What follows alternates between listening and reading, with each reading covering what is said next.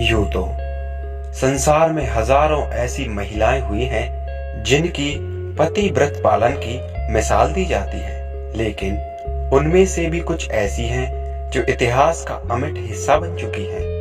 हिंदू धर्म के अनुसार इस संसार में 5 सती ऐसी हुई हैं, प्रातः काल उठकर उनका नाम लेने मात्र से ही मनुष्य के सारे पाप मिट जाते हैं। उनके नाम कुछ इस प्रकार हैं: अहिल्या जी, महर्षि गौतम की पत्नी; दूसरी द्रौपदी, पांडवों की पत्नी; तीसरी तारा, वनराज बाली की पत्नी; चौथी है कुंती, जो पांडु की पत्नी; पांचवी मंदोदरी, जो लंकाधिपति रावण की पत्नी। इन 5 कन्याओं का प्रतिदिन स्मरण करने से सारे पाप धुल जाते हैं। ये 5 स्त्रियां वैवाहित होने पर भी कन्याओं के समान ही पवित्र मानी गई हैं, इसलिए इन्हें पंचकन्या कहा जाता है।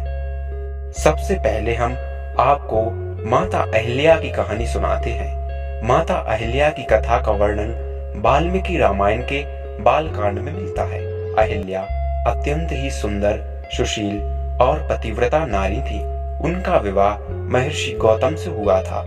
दोनों ही वन में रहकर तपस्या और ध्यान करते थे। शास्त्रों के अनुसार सचीपति इंद्र ने गौतम की पत्नी अहिल्या के साथ उस वक्त छल से सहवास किया था जब गौतम ऋषि प्रातः काल स्नान करने के लिए गए थे और वे आश्रम से बाहर थे। लेकिन जब गौतम मुनि को अनुभव हुआ कि अभी रात्रि शेष है और सुबह होने में समय है, तब वे वापस आश्रम की तरफ लौट चले। मुनि जब आश्रम के पास पहुंचे तब इंद्र उनके आश्रम से बाहर निकल रहे थे। उन्होंने इंद्र को पहचान लिया। इंद्र द्वारा किए गए इस कुकृत्य को जानकर मुनि क्रोधित हो उठे और इंद्र तथा देवी अहिल्या को शाप दे दिया। देवी अहिल्या द्वारा बार बार क्षमा याचना करने और ये कहने पर कि इसमें मेरा कोई दोष नहीं है, पर गौतम मुनि ने कहा कि तुम शिला बनकर यहाँ निवास करोगी। त्रेता युग में जब भगवान विष्णु राम के रूप में अवतार लेंगे, तब उनके चरण रज से तुम्हारा उद्धार होगा। पांडवों की पत्नी द्रौपदी की कथा कुछ इस प्रकार है। कहते हैं कि द्रौपदी का जन्म यज्ञ से हुआ था, इसलिए उसे याज्ञसेनी कहा जाता था। द्रौपदी को पंचकन्याओं में शामिल किया गया है। द्रौपदी अत्यंत धीरजवान, पवित्र और महान महिला थी। महाभारत काल में ये 5 पांडवों की पत्नी थी। द्रौपदी के चीरहरण प्रकरण में श्री कृष्ण ने द्रौपदी की लाज बचाई थी। तीसरी है देवी तारा, जो बाली की पत्नी थी।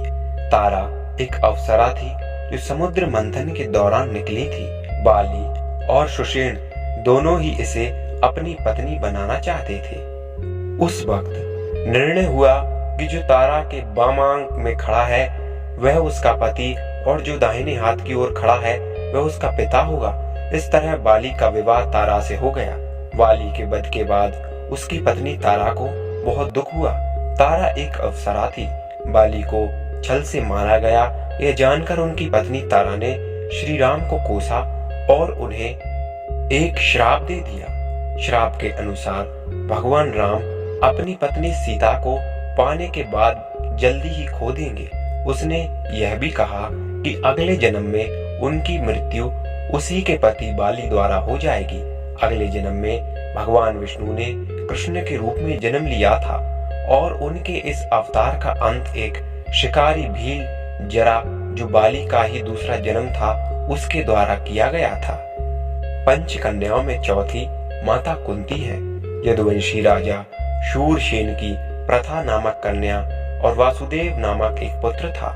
प्रथा नामक कन्या को राजा शूरसेन ने अपनी बुआ के संतानहीन लड़के कुंती भोज को गोद दे दिया। कुंती भोज ने इस कन्या का नाम कुंती रखा। इस तरह प्रथा अर्थात कुंती अपने असली माता पिता से दूर रही। पंच कन्याओं की सूची में 5वीं कन्या रानी मंदोदरी है, जो लंकाधिपति रावण की पत्नी है। पंच कन्याओं में से एक मंदोदरी को चिरकुमारी के नाम से भी जाना जाता है।